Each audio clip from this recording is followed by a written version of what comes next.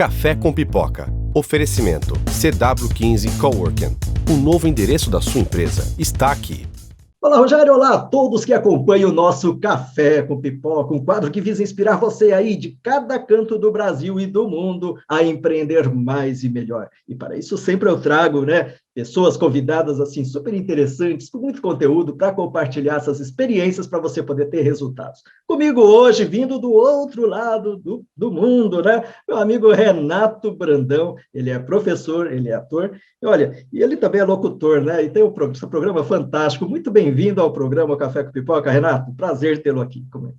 O prazer é todo meu. Bom dia para você, boa noite aqui no Japão, A gente está com 12 horas de diferença, o pessoal sabe bem disso, Principalmente quem está aí no Brasil, que conhece os brasileiros que estão ralando aqui no Japão, que são tantos, Incluindo eu também. E é um prazer enorme estar com você aqui. Você é uma pessoa que eu admiro muito e eu acho que essa sua iniciativa para incentivar, motivar outras pessoas é maravilhosa. Eu espero que a gente consiga trazer um pouco dessa motivação para todo mundo. E obrigado por me chamar de pessoa interessante. Certamente, mas é mesmo, Renato, acho que assim, para quem está acompanhando, sempre existe a curiosidade da pessoa, do brasileiro que sai daqui do Brasil para ir em outro país e começar uma vida nova, arriscar, e isso está tudo pautado na educação. Como que foi? De onde que você era aqui do Brasil? Para onde você foi primeiramente? Por que a educação é importante para você? Então, eu sou de São Paulo, capital, E quando eu saí do Brasil, eu já estava na faculdade. Eu cheguei até a faculdade no Brasil, mas eu estava muito insatisfeito, tanto financeiramente, porque meus pais eram muito pobres e eu sentia assim que era difícil a gente concorrer, assim, Eu via as pessoas ao meu redor e tudo, e eu achava que eu precisava sair do Brasil, como muita gente, Isso foi na década de 80 ainda, eu saí do Brasil em 87.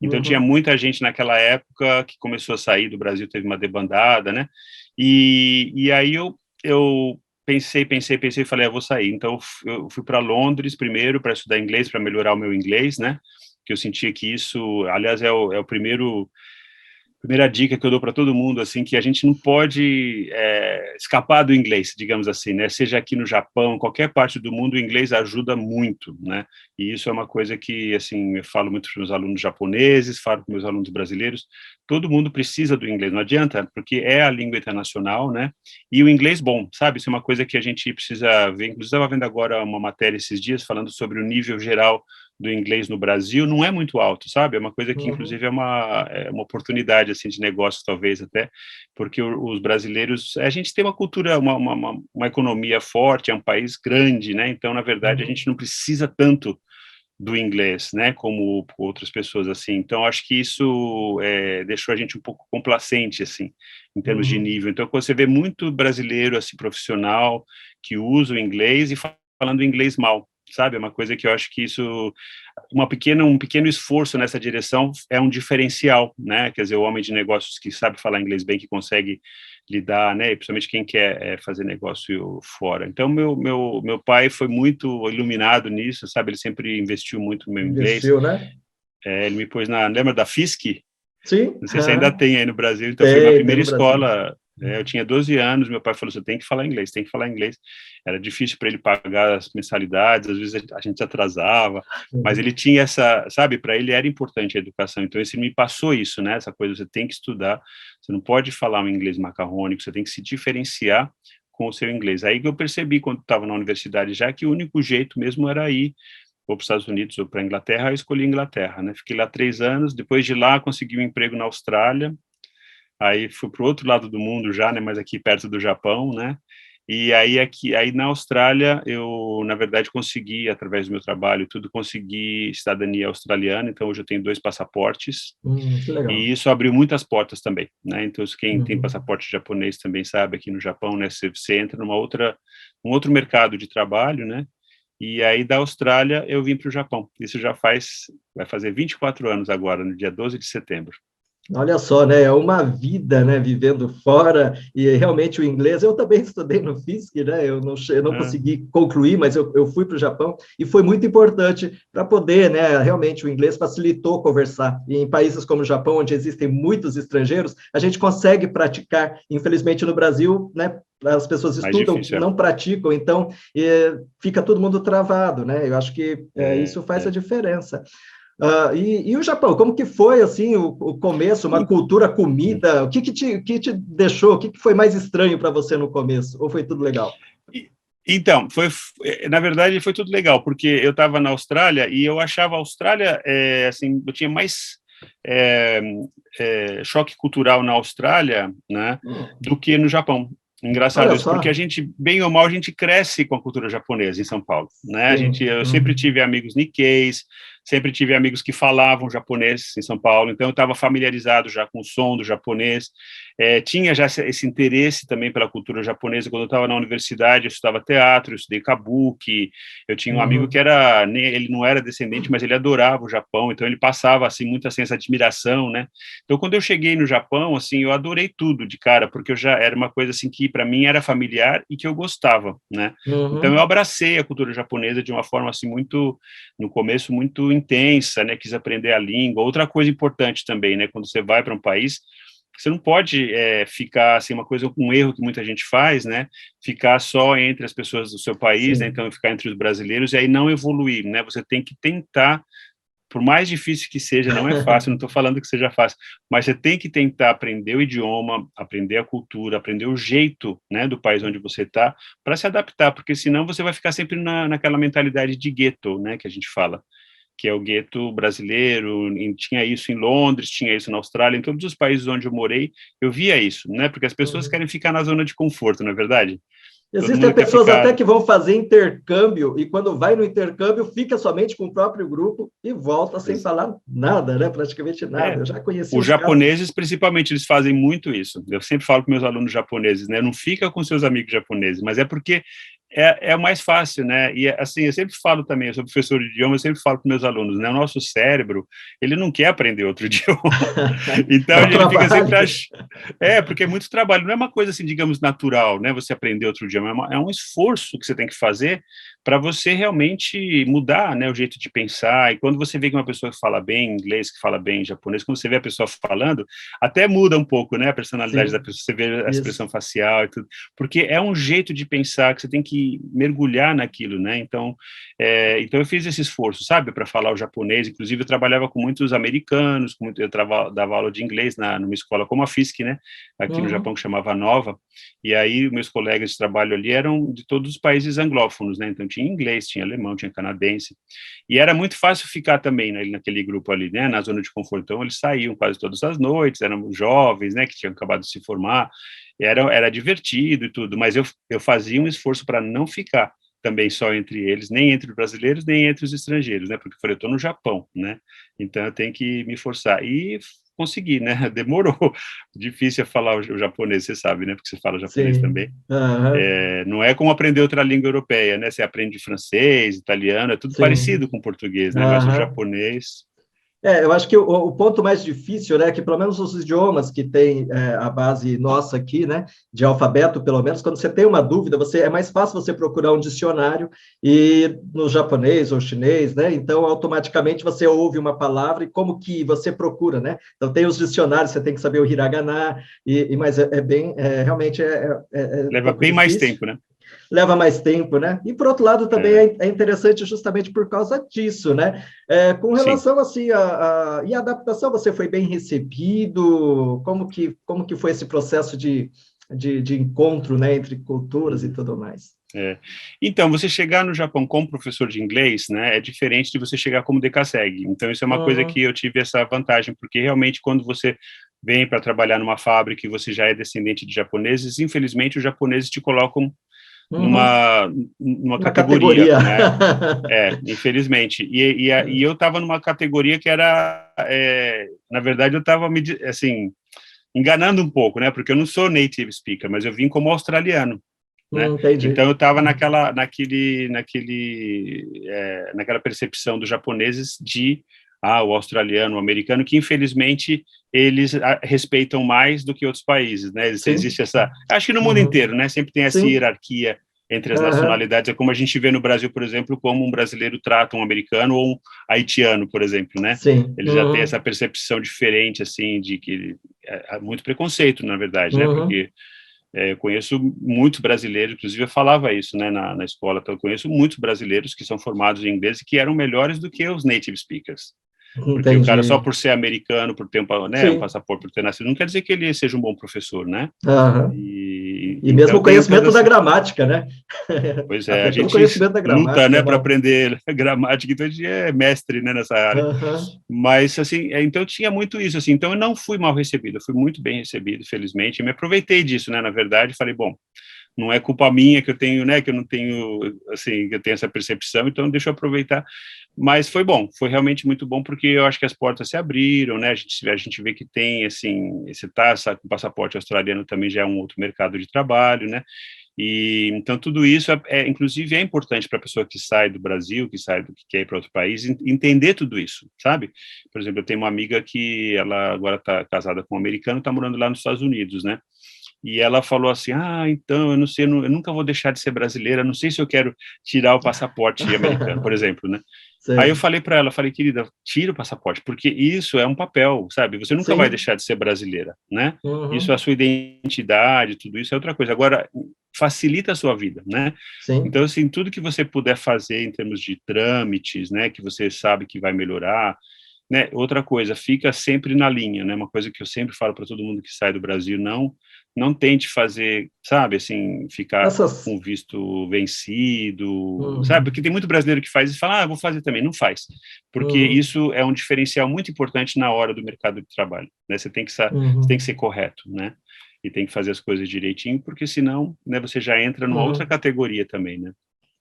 Esse costume, né? Talvez mau costume, às vezes, de ficar postergando as coisas e tentar achar que depois dá um jeito, né? Em outros É, países não é assim, né? Então, é. assim, ou você está na linha, o que é certo, o que está errado, né? Principalmente aqui no Japão, né, Toshio? Nossa, como eles são Principalmente certinhos, né?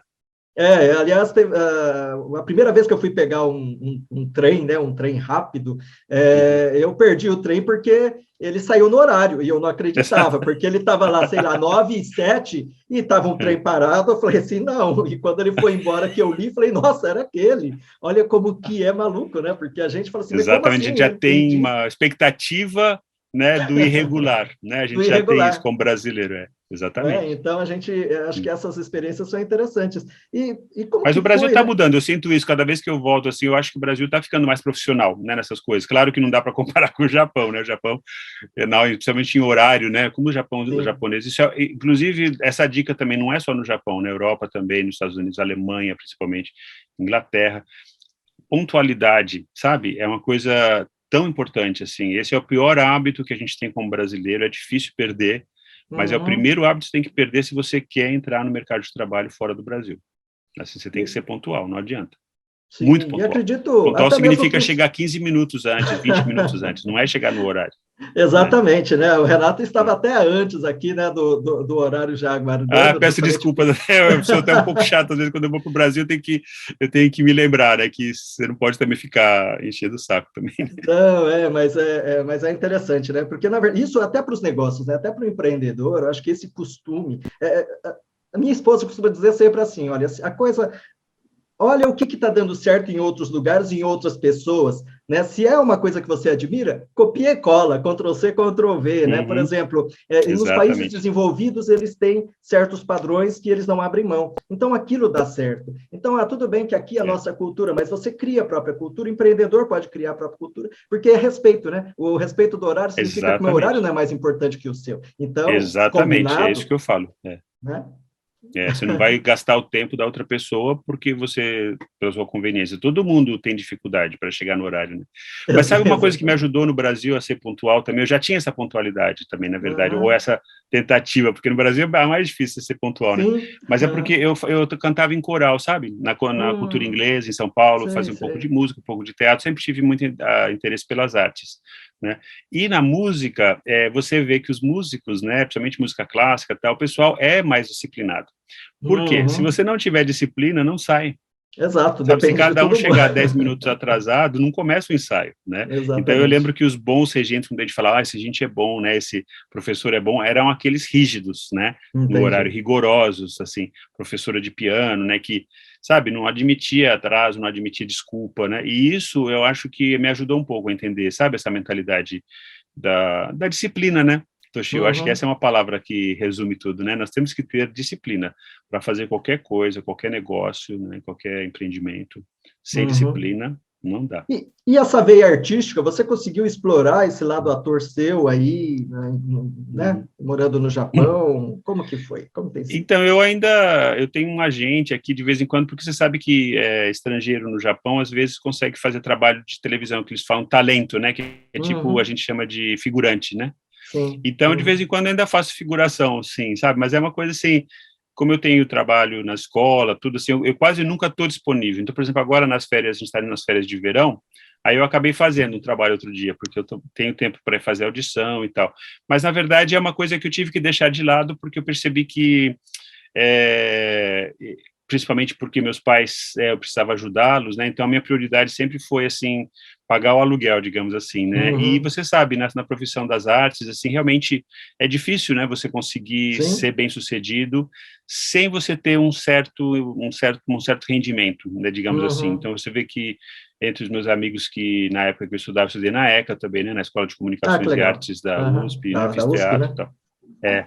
E eu tinha vários amigos ali que ficaram, mas a maioria do pessoal que conseguiu realmente ser ator, continuar, eram pessoas que tinham um certo respaldo financeiro, sabe? Que poderiam se dedicar exclusivamente durante o tempo até ter o retorno financeiro, né? Tem isso. Exatamente, porque muitas vezes esse retorno financeiro é muito pequeno, nem vem. Assim, você vê que muitos atores, na verdade, não dependem, né, do seu salário. Assim, claro que aí quando você fica famoso, você pode até fazer um salário bom, mas assim, se você for ver nas novelas e tudo, assim, o pessoal faz um contrato para fazer uma novela, ganha bem durante um tempo, depois está desempregado de novo, né? Então é uma vida bem difícil, né, a vida do artista. Então eu tive que pensar bem. Mas você sabe que esses talentos, né, da música, inclusive eu sempre falo para os meus amigos que têm filhos, né, você invista na educação artística, sabe, com a música, com o teatro, porque todas essas habilidades que eu adquiri nas artes me ajudaram na minha vida profissional, principalmente como professor, né? Porque você vê, assim, você saber usar a voz, você saber entender a coisa da disciplina, entender como disciplinar, né? Sem ser um carrasco, né? Aquela coisa de você ensinar que a disciplina é importante. Isso tudo para mim veio através da arte. Né? Eu uso até hoje. Eu acho que eu sou muito grato assim que eu consegui, né? Aprender essas coisas, né? Com o teatro, com a música. E tudo isso acaba ajudando também no seu trabalho, quanto locutor. Conta pra gente, né? Você tem um programa muito bacana, né? Também pelo Facebook, pelo YouTube. Explica como que é e como que as pessoas podem até procurar você aí depois. Obrigado. Então, Renato Brandão Live está no ar todos os sábados, às 21 horas, 9 horas da manhã no Brasil, num canal do Facebook que se chama Japão Aqui. Tá? Então, entrem lá, a gente está sempre entrevistando, inclusive, neste sábado, eu estou muito contente que a gente conseguiu um grande músico brasileiro, que é o André Memari, um pianista famoso, e ele, né, eu fiquei, assim, até surpreendido, né, dele ter aceito, porque ele é uma pessoa muito famosa e tal. Mas, então, como começou isso, né? Eu fazia teatro e tal. Aí, quando eu cheguei na Inglaterra, eu estava lá, no começo, né, estudando e ralando mesmo, assim, trabalhava de garçom, trabalhei de lavar louça, trabalhei de caixa de restaurante e tal. E aí, o que eu fiz? Eu mandei uma carta para a BBC e falei, olha, eu gostaria de trabalhar como locutor aí. E aí, não é que eles me responderam, naquela época a gente mandava carta mesmo, mandava carta correio, mesmo, colocava o isso. selinho, né? Aí passou uma semana, mais ou menos, recebi uma resposta. Aí eu fui lá, fiz o teste e tal, e como eu tinha essa coisa do teatro, você vê, né? O teatro me ajudou a trabalhar na rádio. Por quê? É a mesma habilidade, né? Você tá, como você é um ótimo locutor também, né? Eu vejo que você tem uma dicção boa. Tudo isso são coisas que você adquire, não são coisas que você naturalmente tem, né? Eu fiz um pouquinho de teatro, né? Era um pouco então, de teatro um amador, né? Mas nada, aquele pequeno período ajudou, porque eu era muito tímido, eu queria achar um jeito de extravasar mais, né? Mas eu achei que você tivesse feito alguma coisa mesmo, porque você tem uma boa locução, né? Você tem uma boa dicção, isso que é importante, né? Aí olha, eu nunca mais parei de trabalhar na rádio. Eu trabalhei na BBC, isso foi em Londres, né? Aí fiquei fazendo locução em português no serviço da BBC, que até hoje existe, né? Agora na internet. Naquela época era rádio, de ondas curtas, né? Sim. Aí quando eu fui para a Austrália, eu consegui um trabalho parecido na SBS, que é Special Broadcasting Services, que era uma rádio voltada para os imigrantes da Austrália. Então, como tinha muito português, muito timorense que fala português, tinha esse serviço em português também. Só que era assim, eu era o brasileiro, né? O brasileiro está a falar português do Brasil, porque todos eles falavam com sotaque português, né, de Portugal. Sim. E aí, quando eu cheguei aqui no Japão, eu logo fui procurar a NHK, né, para fazer o mesmo tipo de trabalho, que é tradução, né, das notícias e locução no rádio. Vocês também podem me ouvir na NHK, é só entrar lá no site, no noticiário, toda semana estou lá, né. Então, nunca parei, né, nunca parei de fazer. E aí, quando eu cheguei aqui no Japão, foi o auge, né, você sabe, né, você estava aqui também, né, eu cheguei em 98, 97. Entendi, eu cheguei em 97 também. Olha só, que mês você chegou? Fui em 97, maio, acho que foi em maio. Então você é sem pai, você é meu sem pai, porque eu cheguei em setembro, um pouquinho depois de você. Legal. Então, aí tinha a IPC, né, que era uma televisão dos brasileiros, e aí eu fui lá também, fui lá bater na porta, tem algum trabalho? Eu consegui um trabalho também de apresentador, né, e é por isso que hoje eu consigo também ter um pouco de audiência aqui, porque as pessoas se lembram ainda do trabalho que eu fiz, que eu fiquei mais de 10 anos na IPC, né, fazendo legal. Trabalho de televisão. Mas você fazia o trabalho para a TV, porque tinha, né, os programas o IPC era um canal que transmitia tanto, né, para quem não sabe, os programas aqui do Brasil, né, onde o pessoal matava a saudade, assim como também tinha os programas gerados, né, gravados lá mesmo. Eu fiz 3 programas com eles. O primeiro que eu fiz chamava IPC no Ar, que era assim bem jovem, que eu era mais jovem também, né? Eu cheguei no Japão com 30 e poucos anos, né? Então eu fazia era assim de música, tal, com a Ângela, que era uma brasileira Nikkei muito bonita, e até hoje tenho contato com ela. Hoje ela está nos Estados Unidos também. E aí a gente fez um programa fez muito sucesso, que chamava Você Pergunta. Era um programa feito ao vivo, então as pessoas, era totalmente voltado para a comunidade brasileira. Então a gente falava sobre problemas que a comunidade tem, dava informação, era tipo utilidade pública, né? E aí no final a gente acabou, né, depois de 2008, você já tinha voltado para o Brasil, mas você sabe, né, teve uma debandada de brasileiros, né, a gente perdeu muitas assinaturas, e aí a Globo, né, meio acabou tomando, assim, as rédeas, e a gente acabei trabalhando para a Globo também Internacional, que era um programa que chamava Planeta Brasil, que é um programa que a Globo faz bem no formato da Globo, tal, mas também meio parecido, assim, de mostrar a vida de algum brasileiro que mora no Japão, né. Também foi ótimo em termos de aprender, de conhecer, de fazer networking, né, que é uma palavra tão importante hoje, né, você fazer as coisas como a gente, né, isso, né, a gente se conheceu através, né, desse trabalho, eu entrevistei você foi indicado por outro amigo, então isso é muito importante, e por isso que a gente tem sempre que se manter, assim, na linha, sabe, você tem que ter uma boa reputação. Porque a indicação, senão, né, ninguém fica indicando o outro. Exatamente, porque se você faz um bom trabalho, né, isso vai chegar no ouvido das pessoas que querem, que precisam talvez do seu trabalho, do seu produto, não é? E é assim que a gente faz. Então, por exemplo, hoje eu posso, de coração aberto, recomendar a sua pipoca, porque eu conheci você e eu vi, né, o seu trabalho. Então, para mim, assim, não é só pipoca agora, você entende? É também apoiar o seu trabalho, promover. Então, isso é o networking, né? É os contatos humanos, né? É uma coisa muito importante para os negócios. Por isso que, assim, sabe, não crie problemas, não seja uma pessoa difícil, né, de trabalhar, seja sempre receptivo. Isso é uma coisa muito importante em qualquer ramo. Na educação, principalmente, é super importante, porque você consegue, através dos contatos, é que você consegue os trabalhos, né, consegue criar uma reputação, né. E os seus planos agora é ficar do Japão. Agora estou meio que assim na contagem regressiva, né? Porque eu fiz 56 anos agora, então eu estou trabalhando assim já pensando na aposentadoria, porque vai ter uma época que eu vou ter que parar de dar aula nas universidades, né? E então, na NHK acho que dá para continuar trabalhando um tempo, tem um pessoal velhinho lá que continua trabalhando, né? Enquanto você tiver a sua voz. Mas assim, nas escolas tem um certo limite, né? Então eu estou pensando assim daqui para frente, mas eu vou sempre querer trabalhar com línguas. Eu acho que isso é uma coisa importante, assim. Eu acho que posso continuar dando aula. Agora a gente tem, né, o Zoom, tem várias coisas. Pensar em fazer uma espécie de empresa de assessoria linguística. Então, por exemplo, fazer trabalhos de tradução, de interpretação, de correção de textos, que isso é uma coisa muito importante também, que a gente vê que a qualidade dos textos em português está bem comprometida hoje em dia, né, por causa da internet, que as pessoas escrevem de qualquer jeito, e fazem muito anglicismo, traduz mal, Então, assim, esse é um trabalho que eu posso fazer usando a minha experiência, né, de muitos anos trabalhando com tradução. Então, a gente já tem aquele olhar clínico que pode, talvez, ajudar os jovens que estão começando agora, né, a ter uma apresentação linguística profissional, né? Eu acho que isso é muito importante. Aliás, é uma dica também, tome cuidado com isso, porque as pessoas vão te julgar assim, mesmo que achem, mas todo mundo fala assim, tá? Mas é importante você saber usar o português, né? E assim, quem está aqui no Japão também, não misturar português com japonês, sabe? Porque a gente é fácil fazer isso, né? A gente está no dia a dia e tal, você fica, mas tem um certo esmero, sabe? Tem um certo cuidado no uso, como você tem, Toshio. Eu admiro muito o seu português, você fala muito bem. Isso é importante, porque é o seu cartão de visita, né? Então, quando a gente escuta você falando, a gente vê, tá aí um profissional. Né?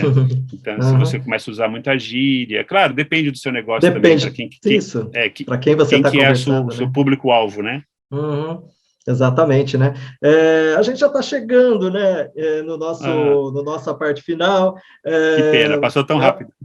Exatamente, mas assim, eu já deixo um pré-convite aqui para você, né, para a gente poder ter um bate-papo ainda mais para frente, através de uma live pelo meu Instagram, né, o Toshio Ito, porque eu vou ter uma série de um workshop que eu quero fazer mais para o final do ano, falando sobre a cultura japonesa, aproveitando para fazer a divulgação de um livro, né, de um livro que meu avô escreveu contando histórias da época do Japão, do início do Japão. Olha, e do início dele enquanto ele foi imigrante. Então, a gente está resgatando esse tesouro.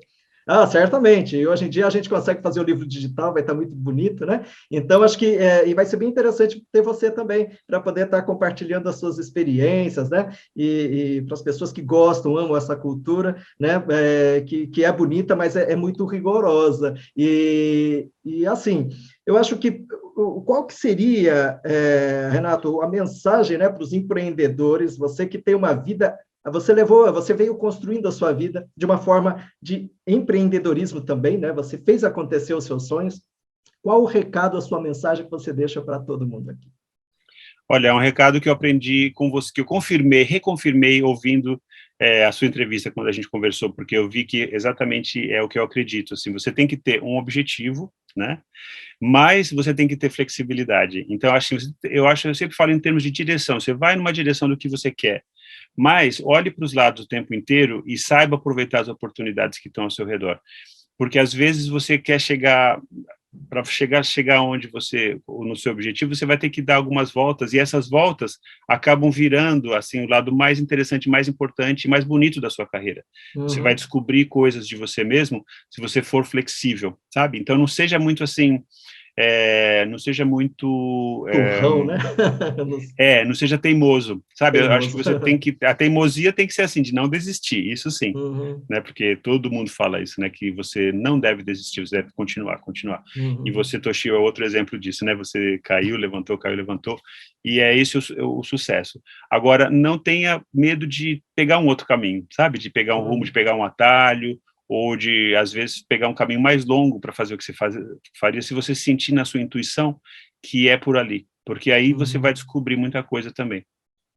Que legal, né? Uma mensagem bonita, né? Eu acho que num momento como esse de pandemia, onde todo mundo teve que se reinventar, todo mundo teve que lidar com muitos medos, com muitas perdas, né? E, ao mesmo tempo, essa capacidade, que é natural do ser humano, até da resiliência, de se reinventar. Eu acho que é exatamente essa mensagem que você deixa, né? Não tenha medo, mas viva uma vida leve. Porque eu acredito assim, né, Renato, vendo a sua história, quanta coisa já foi vivida, e essa riqueza é uma riqueza que ninguém tira de você, né?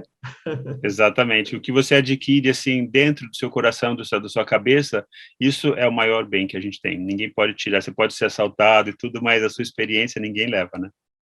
É isso aí, maravilha. Toshio. Com essa mensagem aqui inspiradora, muito bacana, foi muito legal ter conversado com você, é uma grande honra, também uma responsabilidade conversar com locutores, é sempre assim. Imagina.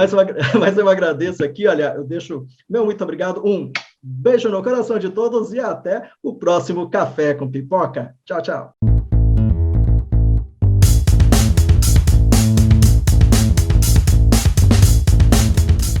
Café com Pipoca. Oferecimento CW15 Coworking. O novo endereço da sua empresa está aqui. Visão de mercado com Rogério Cabral. Oferecimento. Grupo PPA. Novos tempos para um novo mundo. Leve-me. Integrar, inovar e acelerar sua empresa. GPO.net, democratizando a LGPD. Cacau Foods, prove e se apaixone. Telecontrol. Village Marcas e Patentes, a marca que registra. Breda Sistemas, tecnologia a serviço de sua empresa. Unimed Marília, cuidar de você, esse é o plano. Colégio Cristo Rei, construindo o futuro. CW15 Coworking, o novo endereço da sua empresa está aqui. Amigas do Lar, a mãozinha amiga que você merece. Eficaz Consultoria, CM Seguros, seguro só com corretor de seguros. Assim, Associação Comercial e Industrial de Marília. Pierucci Studio, produção de áudio e áudio publicitário. Grupo Paradigma. Sunline, para você ficar online. Ruberley Rocha Contábil. Média Bis, o seu negócio na internet. Impacta, tradição na formação de pessoas e empresas. JM Desentupidora, limpeza de caixa de gordura e desentupimento em geral.